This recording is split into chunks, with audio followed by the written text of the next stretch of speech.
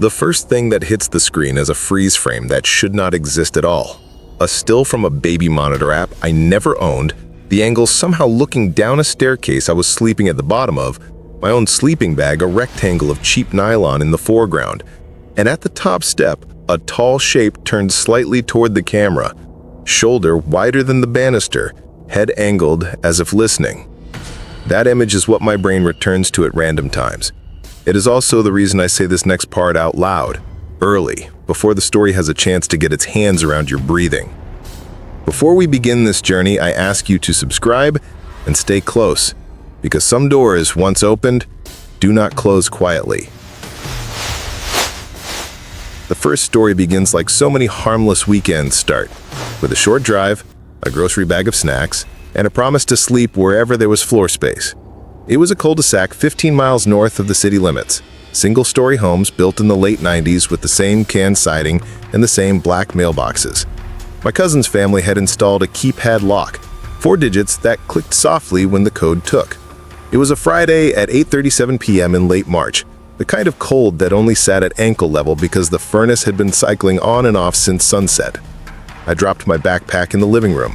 The house smelled like dryer sheets and the faint mineral scent that rides tap water and older plumbing. There were 3 of us that night, then a 4th when my cousin finished his late shift and stepped over pile after pile of unfolded laundry. By 11:12 p.m., the TV had dimmed itself thanks to a power-saving setting, and the only light was the soft square glow of the hallway nightlight. The thermostat on the wall read 68. The ice maker in the kitchen did its hollow knock every 15 minutes, and somebody's phone buzzed a low haptic tremor every time a group chat spun up. I noticed the first misstep then, and filed it away as nothing.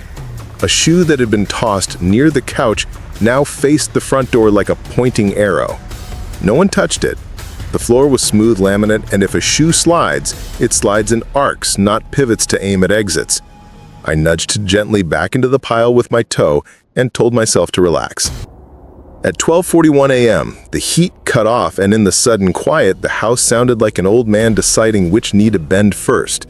The familiar pop from a settling beam, a whine from a refrigerator fan moving up in pitch. Something else too, a steady tap that fit a pattern you could count if you wanted to. 10 seconds between, 10 again, 7, 9, 10 again. I stared at the ceiling fan, blades barely moving because someone had set it to low, and counted those taps until the skin on my back felt thinner than it should. On sleepovers, you learn the geography of a room the way a blindfold teaches you your own kitchen, how many steps to the bathroom, which corner your bag is in. I mapped out the hallway in my head and decided I was hearing the utility closet, a pipe contracting and touching a stud. I knew nothing about studs or pipe thermals, it just helped. By 1:13 a.m., a different detail pulled at me. The thermostat now read 70. Someone else had turned it up, or something had changed the schedule. The Nest app would have told me if it were my house. It wasn't. The dog door in the kitchen ticked against its frame. Not a flap pushed open, just that little noise like something brushed it lightly and then left it alone. I pulled my sleeping bag up to my chest and rested my hand on my phone. 47% battery. Low power mode grayed out in the control center, but not enabled. I told myself to stop counting things, and then kept counting anyway. By 1:48 a.m., I found the rhythm again. Tap, tap, a longer pause, tap. It came from the hallway, then closer. The living room was only 3 large steps from the front door, 8 from the hallway, 0 from the window that looked out on a small, fenced backyard. The blinds were down. A few of the slats bent from some past tumble into them, letting in thin rungs of streetlight from the sodium lamp at the corner. I could see dust suspended in those rungs. I could see the blank rectangle of the TV reflecting those same faint bars. What I could not square was the dark wedge on the far side of the room that had not existed when I closed my eyes last. I tried to find the logic first. Maybe a coat someone had hung on a chair and the chair turned. Maybe my backpack leaned upright. The wedge had human height built into it, though, that small variance in width where a shoulder meets the neck. I did exactly what you should not do when you think you're imagining a shape. I looked too long. Staring drills holes. The more I stared, the cleaner the shape became. The neck was not a neck. It was the space between two things, the negative cutout that looks like a profile if you want it to. I decided to pinch my phone awake just to catch the time. The sudden light painted the ceiling, and at that small change, the wedge tilted. Not much, not a sway, a minor incline as if a person leaned to redistribute weight. I pressed the screen off in a hurry and went blind for a few seconds. Closing your eyes does not flush an image out of your brain. It darkens the last thing you saw and it moves it closer. I moved in inches.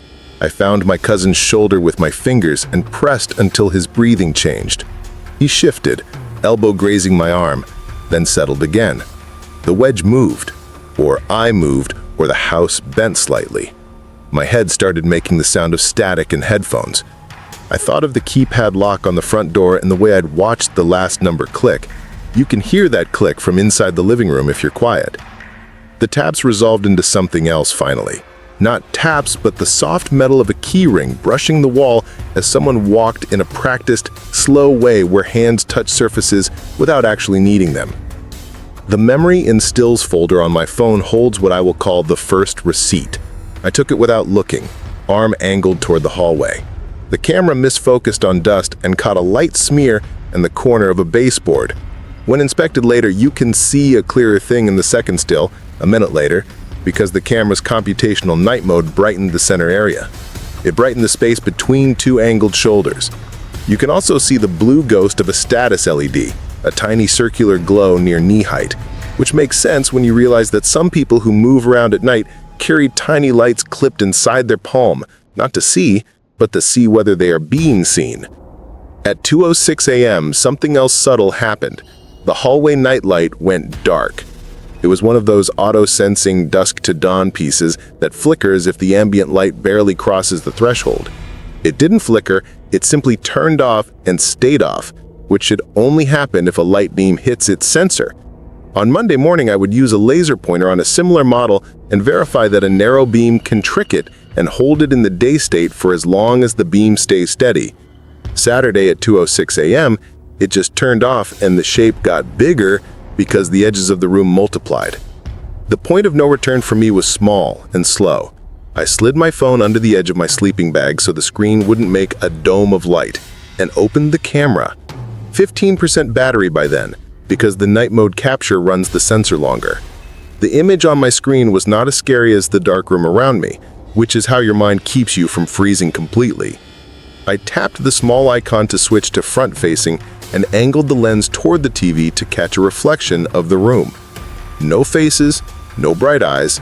The reflection showed only a long shape parallel to the couch edge, closer than I wanted to quantify, and the rectangle of the back door. That door with the fogged glass panel and a cheap slide bolt above the main lock. The slide bolt was in the up position. The family always slid it down at night. The shape had entered after it was set down and then set it back up. Or the shape had been inside before we slid it down. Neither option was a comfort. I decided to make small sounds you could mistake for normal sleeping movements. A zipper moved a centimeter. The sleeping bag nylon made a whisper. I sat up, not all the way, enough to see over the armrest. The room looked clear in a casual sweep. Only if you held the sweep too long did you catch misalignments. The adjacent mirror over the console table reflected the wrong amount of floor for the amount of floor I could see. If someone stands in a room and the mirror faces that room, part of them lives in the mirror even when the rest is invisible. I waited for the human mistake, the involuntary shift, an ankle adjusting because pins and needles bite deep when you crouch. It came as a soft exhale. Not a breath you could call evidence in a police report, but it had a human shape. It had weight inside it. I should have woken the room by name. I should have risked embarrassment and alarms and everything. I didn't. I ran a silent test. I pressed the home button on the remote. The TV came to life on a muted menu with a white background. The room was bright enough that all shadows were forced down to the floor. There was no person standing because if there had been, the white would have painted them flat and undeniable. I turned the TV off without using the main power so no relay click would happen. After that, I never found the wedge again. The next receipt came at 7:12 a.m. with the first light. The back door slide bolt up, the mat wet at the corner as if lifted and set back.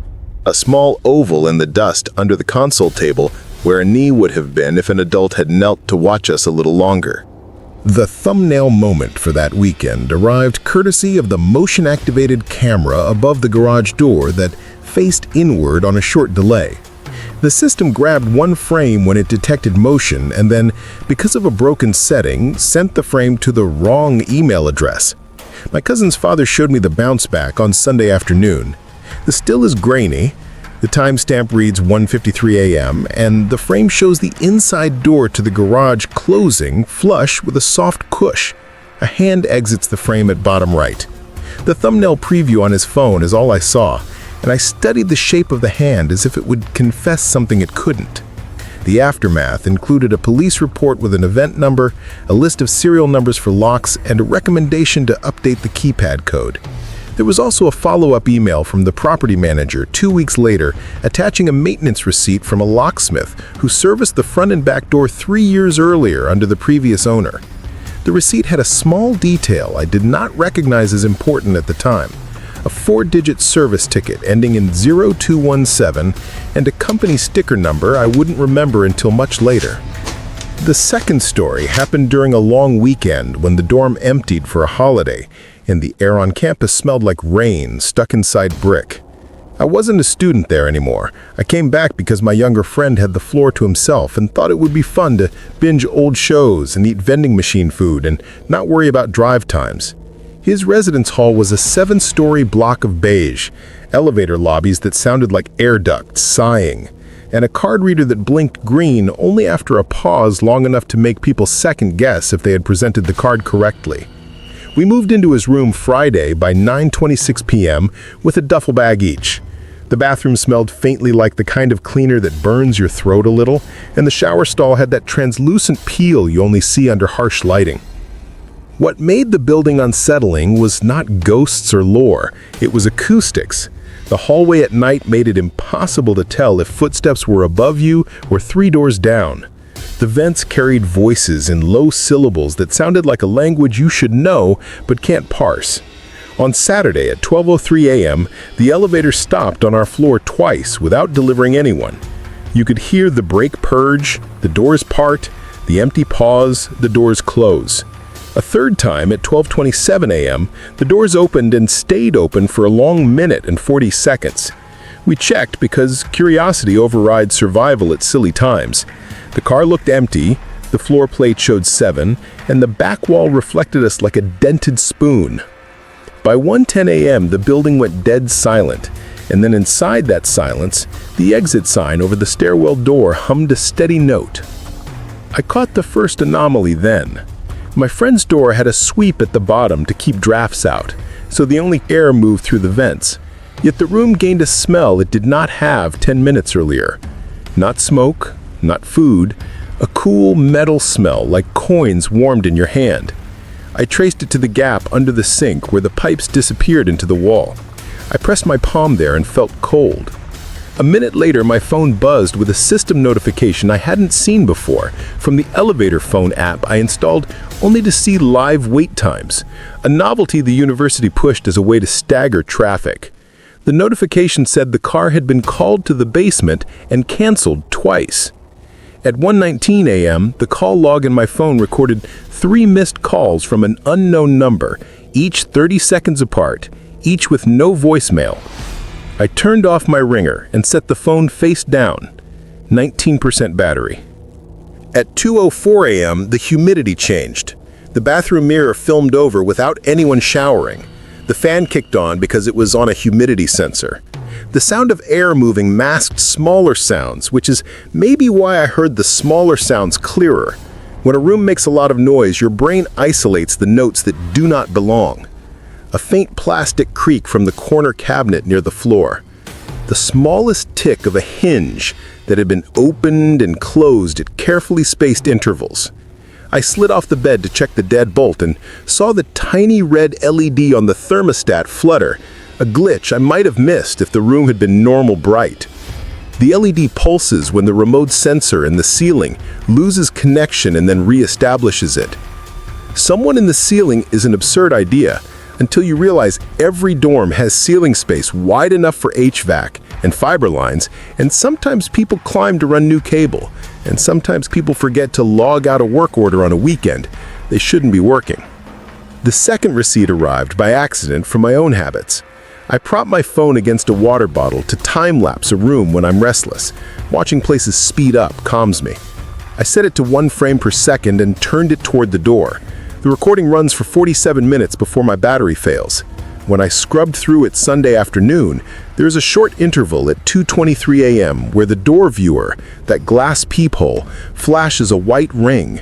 Not bright enough to flood the whole door, just bright enough to flare the lens.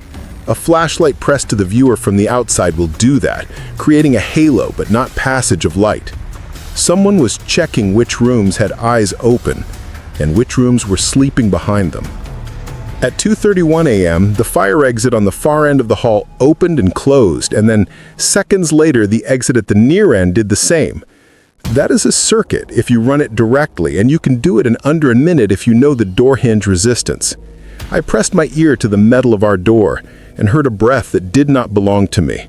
I heard the complicated whisper of nylon brushing nylon. The urge to call for help comes up when your courage dips below the baseline you pretend you have, and I reached for my phone because the dorm's emergency number works faster than outside lines. The elevator app kinged again right then. An alert displayed that one car had been taken out of service and a technician was on site. I had seen that wording once before when an inspector visited to check door weights. The app showed a badge number for the tech and a name that looked too generic to be real. The name meant nothing at 2:33 a.m. The badge number didn't stick either. What stuck was the small company logo in the corner of the alert. A pale oval with a sequence of digits that looked familiar, like a melody you hear in 2 different songs and only notice later. The dorm's point of no return happened when we chose the stairwell and not the elevator to go down 1 floor to a friend's empty room to put thicker doors between us and the hall. The stairwell is all concrete and painted cinder block, and the sound your shoes make tells anyone above or below which step you're on exactly. We took steps like we were counting backwards slowly. I held the door open longer than necessary to listen. The stairwell breathed on us like a big animal. I couldn't detect motion above or below. What I did see as we reached the 6th floor landing was a thin black streak on the push plate of the door. It looked like the mark a gloved thumb would make when pulling a door to check whether the latch set. On the 4th floor landing, that same streak existed, higher up as if the person checking had a longer reach. On the 2nd floor landing, the streak faintly stamped an oval shaped, and inside that oval a tiny grid of texture, like the palm side of a cut-proof glove. Receipts like that only scare you later. Thumbnail moment number 2 is a still I pulled off the time-lapse, even though the camera pointed at our own door. On 1 frame at 2:27 a.m., the shadow under the door deepens, as if the hall light passed through a person standing flush with the door surface. If you freeze and brighten that 1 frame, you can see the bottom edge of the shoe toe touching the gap. The toe is rounded and has a scuff where a safety toe cap would show wear. That angle of scuff showed up again a year later in a place where it should not have followed me. We slept in daytime safety after that night and left before sunset. The elevator was tagged out of order and a clipboard with a sign-off sheet hung by blue tape near the panel. On the sheet, there was a company name and a technician's signature and a sticker number. I didn't read them closely then. I just wrote bet it looked official. The only aftermath I can point to is a thread on a local subreddit where someone asked if campus elevators were acting odd over the long weekend. One person described an open door that waited for nobody. Another said they heard a man speaking in a low voice in the shaft, but maintenance said no one was scheduled. The third story takes place at a rental cabin 2 hours from the city, a place with a driveway so steep I parked on the gravel shoulder of the road and carried my bag up. Trees pressed close on 3 sides, the deck looked out over dark shapes that passed for a valley at night. 5 of us split the cost to be away from everything for 2 days. The listing showed string lights, a fire pit, a faded ping pong table. We arrived on a Saturday at 4:08 p.m. in late spring. Daylight held longer, but the woods darkened fast. I chose the sofa under the mezzanine because it was cool there and felt contained. I noticed the small things I always notice. The smoke detector had a piece of painter's tape over the test button, as if someone tired of it chirping for a new battery had disabled it instead. The door to the crawl space under the stairs had 3 screws on one hinge that did not match the others. The kitchen faucet whistled on warm, but not on cold. Normal rental house strangeness. At 9:22 p.m., the fire pit made my clothes smell like smoke, and the temperature dropped enough that we went inside. Everyone checked bedrooms. Everyone claimed a bathroom. I claimed nothing and set up my sleeping bag on the sofa. By 11:47 p.m., the last laugh ran out, and the sound of the forest replaced talking. The fridge cycled and sounded like waves pulling gravel. The deck string lights clicked off when the timer hit midnight. The cabin became one of those places where you could hear yourself swallow. By 12:19 a.m., the first wrong thing was not a sound but a number. My phone showed no bars and no Wi-Fi, which I expected, but the compass app, which I checked in a habit I can't trace, spun once and then pointed at a direction that did not match the slope of the deck. I walked 12 feet to the sliding door. The compass corrected and then drifted again by 10 degrees. Someone told me later that metal under the floor can do that, or nearby power wires or magnets. The sliding door had a simple latch you could defeat with a screwdriver inserted at the right angle, but there were no marks that I could see. The long curtain by the glass had dust up to a certain height, and then a clean sweep, as if brushed at waist level. I let the curtain fall exactly where it had been and decided to sleep anyway. At 1:01 a.m., a text came through, like a fish wriggling out of a net. The message notification bore the name of one of our group who was asleep in the bedroom upstairs. It said only that the back deck light was on and asked if someone had forgotten to switch it off. I looked toward the deck and saw darkness. I wrote a reply that never sent. 2 minutes later, the same number pinged again and asked if anyone had seen a flashlight in the kitchen. That message also timed out and hung with a small red exclamation mark. The upstairs hallway floorboards creaked in the pattern only bodies make, but no light came through the stair opening. I told myself that phone glitches store drafts and send them later, and this was a backlog releasing itself in the wrong order. But the timestamp on the screen said 1:03 a.m., and until then, the phone was a dead rectangle. At 1:18 a.m., the slider lock moved, not the latch. The lock indicator on the top rail switched from red to green with a soft magnetic click, the kind that comes from a sensor, not a heavy action. The slider didn't open, the sensor changed state. I set my phone to record and placed it face down on the coffee table, with the camera peeking out through the space where case meets screen. I pushed the coffee table closer to the sofa with my foot to make the angle right.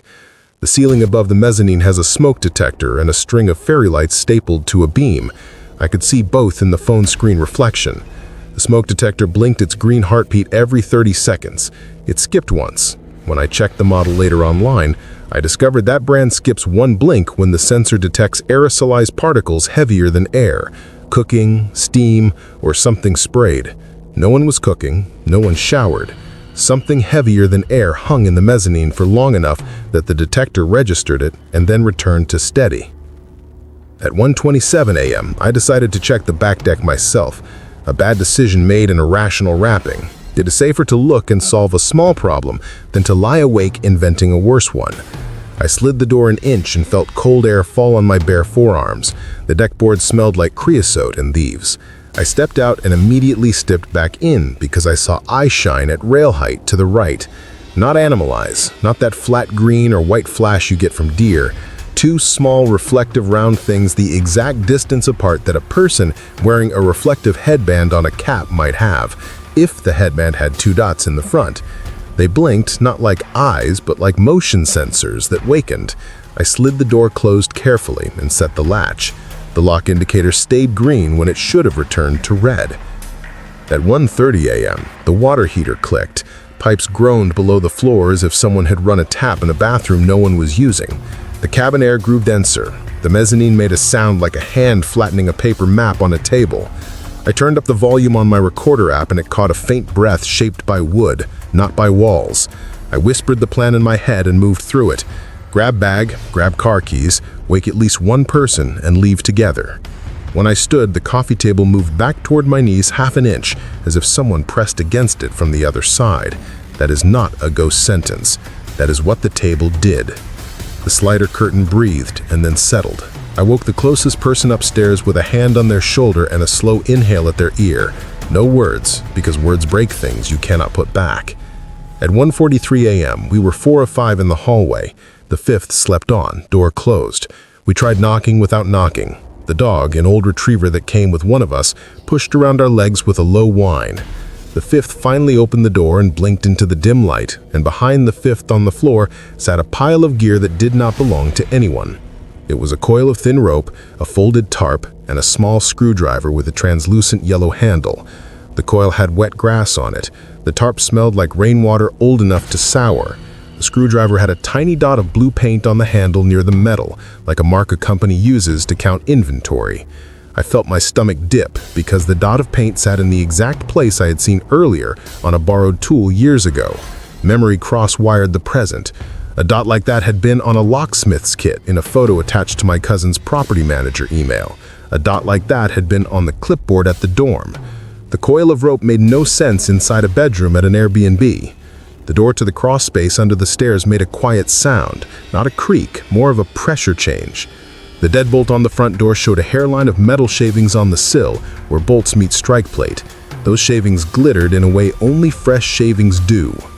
That was when I went hunting for logos and numbers like a person who remembers the date of every test they ever took.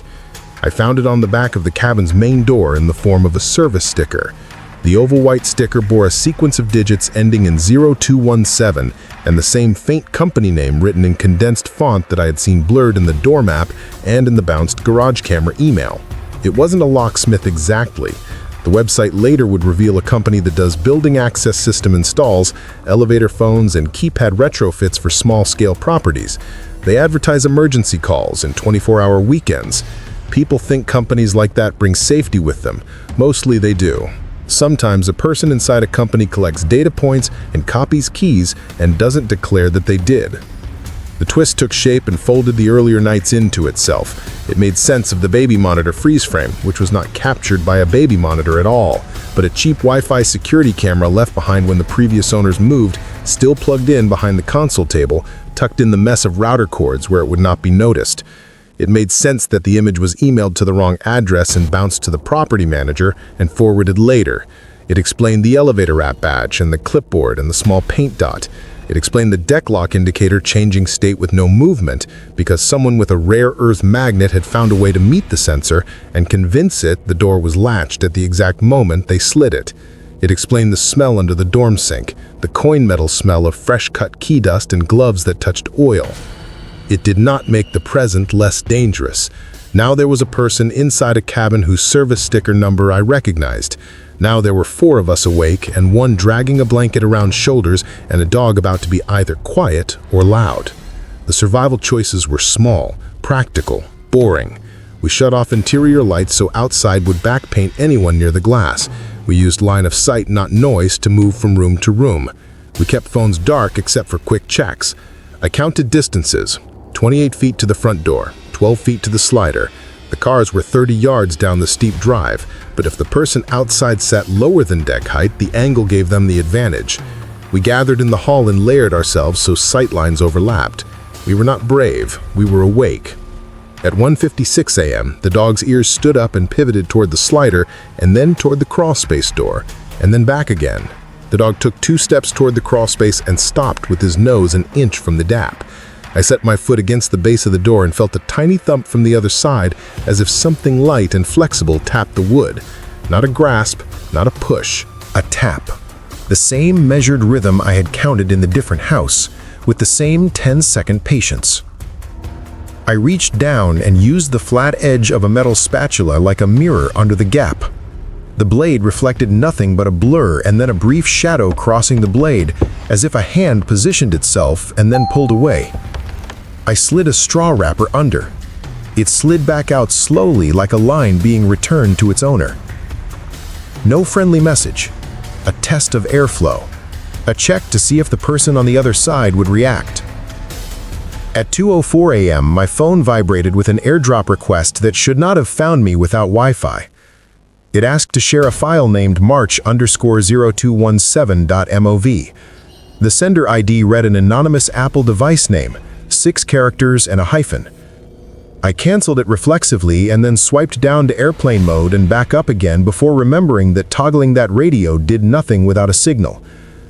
A second airdrop request followed, same file, and I declined again with my thumb moving faster than thought.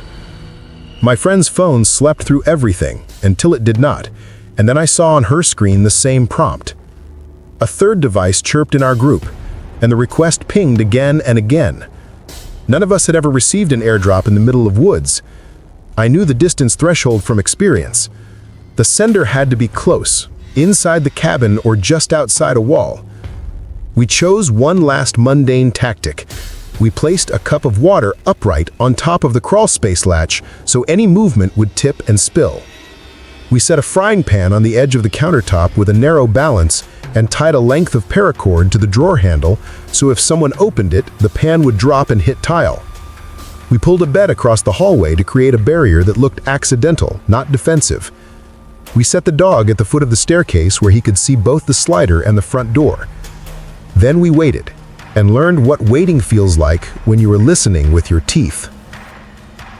At 2:14 a.m., the airdrop ping stopped and a new sound replaced it. From the trees beside the deck came a tiny electronic chirp, like the test tone of a handheld radio. A second later, a low click from the deck rail, the sound a magnet makes when it meets metal. The slider lock indicator flipped from green to red and then back to green with no hand on it.